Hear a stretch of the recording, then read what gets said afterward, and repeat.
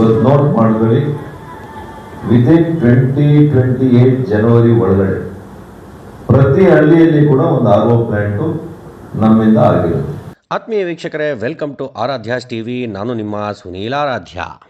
ಪ್ರಿಯ ವೀಕ್ಷಕರೇ, ಪ್ರಸಕ್ತದ ಈ ಕೊಳಚೆ ನೀರಿನ ಗಲಾಟೆಯಿಂದ ಸಾರ್ವಜನಿಕರು ಕುಡಿಯುವ ನೀರಿನ ಬಗ್ಗೆ ಪಡುತ್ತಿರುವ ಭಯದ ಮತ್ತು ಮನೆಗಳಲ್ಲಿ ವಾಟರ್ ಫಿಲ್ಟರ್ ಹಾಕಿಸಲು ಆಗದ ಅಸಹಾಯಕರ ಧ್ವನಿಯಾಗಿ ನಿಮ್ಮ ಆರಾಧ್ಯಾಸ್ ಟಿವಿ ಮಾನ್ಯ ಸಂಸದರಾದ ಡಾಕ್ಟರ್ ಕೆ ಸುಧಾಕರ್ ಅವರನ್ನು ಒಂದು ವಿನಂತಿ ಮಾಡಿಕೊಂಡಿತು. ಅದೇನು ಅಂದರೆ, ಈಗಾಗಲೇ ತಮ್ಮ ಸ್ವಂತ ಖರ್ಚಿನಿಂದ ಊರಿನ ಭಾಗಶಃ ವಾರ್ಡುಗಳಲ್ಲಿ ನಡೆಸಲಾಗುತ್ತಿರುವ ₹5 ಕುಡಿಯುವ ನೀರಿನ RO ಪ್ಲಾಂಟ್ಸ್ಗಳ ಸಂಖ್ಯೆ ಇನ್ನೂ ಹೆಚ್ಚಿಸಿಕೊಡಿ ಎಂದು ಕೇಳಿದೆವು. ಅದಕ್ಕೆ ಮಾನ್ಯ ಸಂಸದರು ಅತ್ಯಂತ ಕಳಕಳಿಯಿಂದ ಹೀಗೆ ಉತ್ತರಿಸಿದ್ದಾರೆ ನೋಡಿ. ಸಾರ್ವಜನಿಕರ ಕಡೆಯಿಂದ ಒಂದು ವಿನಂತಿ ತಮಗೆ. ಈಗ ₹5 ಕಾಯಿನ್ ಕೊಟ್ಟು ಯೂಸ್ ಮಾಡುವಂತಹ RO ಪ್ಲಾಂಟ್ಸ್ ತಾವು ಮಾಡಿದ್ದೀರಾ. ಊರಿನ ಅನೇಕ ಭಾಗಶಃ ಜನ ಅದನ್ನೇ ನೆಚ್ಕೊಂಡಿದ್ದಾರೆ.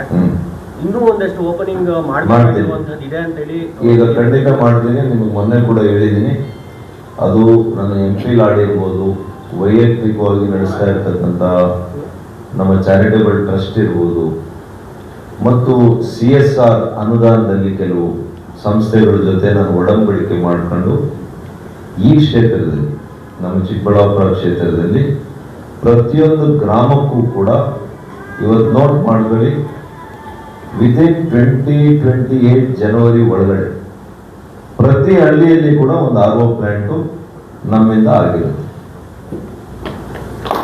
28 ಜನವರಿ ಯಾವುದೇ ಹಳ್ಳಿಗೆ ಹೋಗಿ ನಮ್ಮ RO ಪ್ಲಾಂಟ್ ಇರುತ್ತೆ.